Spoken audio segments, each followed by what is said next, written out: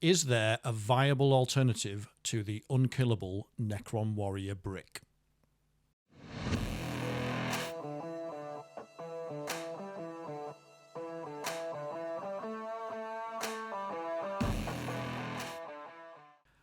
Have you been struggling with the Unkillable Necron Warrior brick build? It can be tricky to run.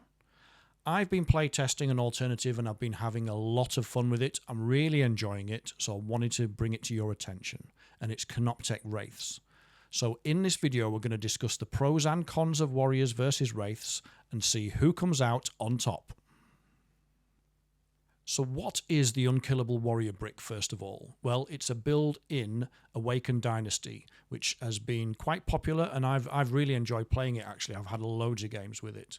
What it is it's focused around a brick of 20 warriors, then a load of supporting units, up to 700 points worth of supporting units. And what those units do is they enable you to bring back more than 50 warriors in a single battle round. I'm not joking, I've done the maths. In fact, I made a video recently about this. If you haven't seen it, go and check it out. That explains the entire concept and how to play it. I'll put a link in the description.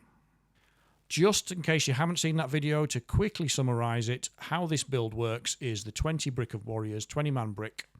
You string them out from your home objective up to the mid-board objective, and they hold those 2 points for you all game. They're very, very hard to shift. They will score you lots and lots of primary. That's the fundamentals. It also feels, to me, very thematic. If you're like me and you like to play the kind of lean into the Undying Legions aspect, then this is how Necrons should play on the tabletop as far as I'm concerned. So I really enjoy it. Another great advantage is it uses units that are readily available. So if you've been collecting Necrons for a while, you probably own most of these. And if you don't, you can probably buy them relatively easily. So Necron Warriors. I mean, everyone has loads of those. Are you even a Necron player if you don't have at least 60 Warriors? Overlord with the Resurrection Orb is fairly common. Orican the Diviner you can get a hold of. Illuminor Xerath, the Catacomb Command Barge, the Ghost Ark, the Canoptek Reanimator, even the Cryptothralls, you can get them. The Cryptothralls are a little harder to find with the Reanimator. They're in the Royal Court box. That's the only way you can buy those, but you can get that at the moment. Now, while there are advantages, there are also some drawbacks. So let's take a look at those. Firstly, it is hard to master. Learning when, where, and how to remove and replace models in your warrior conga line takes a lot of practice. It took me a long time. I mean, this is fine if you're a competitive player, but most of us aren't, so we don't get enough games in. It took me a dozen games to get the hang of it. And if you only play, a game every 2 weeks, that'll take you 6 months.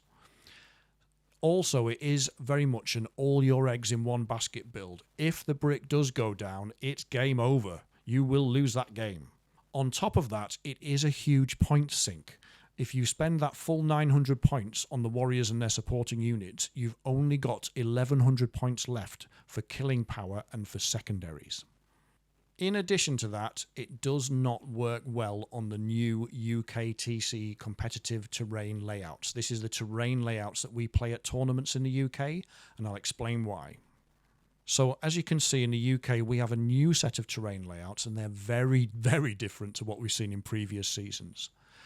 If you look there, you'll see the big L ruin that is normally on your home objective. That's now in the middle of the board. And we need that big L in this build to hide the Ghost Ark and some of the characters and the Reanimator. So because of that, that is really what's driven me to try this new solution with Wraiths. When I say I am using Wraiths, what I mean at the moment is I am running 2 units of 6 Wraiths, each with a Technommancer, and I'm running them in Awakened Dynasty. Now, the Technommancer is really important here because he leads the unit, so he gives it +1 to hit. He also gives the unit a 5-up feel no pain, which is really strong, and he gives it extra reanimation, so he's brilliant. I should also point out, I am not the first person to think of running 2 bricks of Wraiths at the moment. There is a guy called Richard Siegler, who is a content creator with the Art of War YouTube channel, Art of War 40k. Go and check him out if you're a competitive player. He's got some great videos on there. Secondly, another person in the Necron competitive scene who is also running Wraiths is PNW40k. And again, if you're a competitive player, definitely go and check out that YouTube channel. I'll leave links for those in the description or the comments. Now, let's get into why I like Wraiths. Here are my personal reasons why I think Wraiths are better. Number one, they recently got a points cut, so 6 Wraiths is 10 points cheaper than it was before. The Technommancer who leads them is also 5 points cheaper. So all in all, for a 6-man unit with a Techno, you are saving 15 points. Secondly, they are fast. Warriors have a movement of 5. Wraiths have a movement of 10. It's double Warriors movement. Movement, as I keep saying, wins you games. You need that extra flexibility in your lists. Thirdly, Wraiths are still pretty tanky. They have a 4-up invuln, and the Technomancer gives them a 5-up feel no pain, as I mentioned. Now, if you run the Warriors with Orican the Diviner, they do get that 4-up invuln, but they have no feel no pain. On top of that, they are toughness 6, whereas Warriors are only toughness 4. So a lot of those lower strength weapons are then wounding Wraiths on 5s or even 6s, whereas they might have been wounding Warriors on 4s or even 3s. Wraiths also, if you take those 2 bricks, they have 48 wounds in total. There's 24 wounds in each brick of the Wraiths, whereas the Warriors, if you run them with even with the Cryptothralls, they've still only got 26 wounds. So there is a lot more wounds to chew through on the Wraiths. So moving from resilience to damage dealing, Wraiths are more punchy as well. Now Warriors, as we've discussed, they do have better shooting, but they're so bad in melee. I mean, 1 attack, they're hitting on 3, strength 4, AP 0, whereas Wraiths are getting 4 attacks, hitting on 3, strength 6, AP 1. I'm saying hitting on 3s for both units because I'm assuming they're being led in Awakened Dynasty. In other detachments, they will be hitting on 4s unless there are detachment rules to give you +1 to hit. On top of that, shooting-wise, the Wraith Particle Casters, they're not as good as the Gauss shooting from the Warriors, but they do have the pistol keyword, so you can shoot them in combat, and they have Dev Wounds, so on 6s to wound, you will cause devastating wounds. Speaking of devs, Wraiths can do Dev Wounds on a 4+, well, Mortal Wounds, on a 4+, when they pass over enemy models in the movement phase. If they do a normal move and pass over an enemy unit, they get the opportunity to do that. Altogether, all of that adds up to much better lethality, much higher damage output than the Warriors, in my opinion. Right, we've compared their killing power, their resilience, and their movement. Now let's compare costs. Wraiths are typically cheaper. Now, the Warrior Brick build, it is circa 600 to 900 points, depending on which build you go for. Whereas the 2 bricks of 6 Wraiths, including a Technomancer each, that comes to a total of 600 points. So it's 300 points per unit. This is basically 2 units for the price of 1. This gives you, in my opinion, much better board control and more utility. And leading on from that, if you think about it, Warriors are pretty static. I know we've talked about movement, but it's not just how far they can move. Once they hit those 2 objectives, they pretty much sit there all game. Wraiths can be much more reactive. They can react to what your opponent is doing. They enable you to react to what cards you draw if you're playing tactical. So there is a lot more flexibility in there from 2 units of Wraiths. The 7th and last reason why I think Wraiths are better than Warriors is that terrain issue I mentioned before. So, if you are playing UK TC terrain, the new layouts that just came out recently, those 2 units of Wraiths are much easier to hide and can take better advantage of those terrain layouts than the Warrior Brick and all the supporting units. I just think it works well. Now, having looked at all the advantages, it's only fair to discuss a couple of drawbacks. Firstly, Wraiths obviously are more susceptible to high damage weapons. What I mean by this is Warriors only have 1 wound, so anything that is above damage 1 that comes into the Warrior Brick is effectively wasted damage. It still just kills 1 Warrior, whereas if you can put 4 wounds on a Wraith, you will kill a Wraith. And secondly, the Technomancer is much more exposed and susceptible to precision attacks. In the Warrior Brick build, you are hiding your buffing characters, the leaders of the Warrior unit, behind your home objective terrain, so it's highly unlikely that they are going to get attacked. They can't be seen, so they can't be sniped, and it's very difficult for the opponent to get a unit to attack them.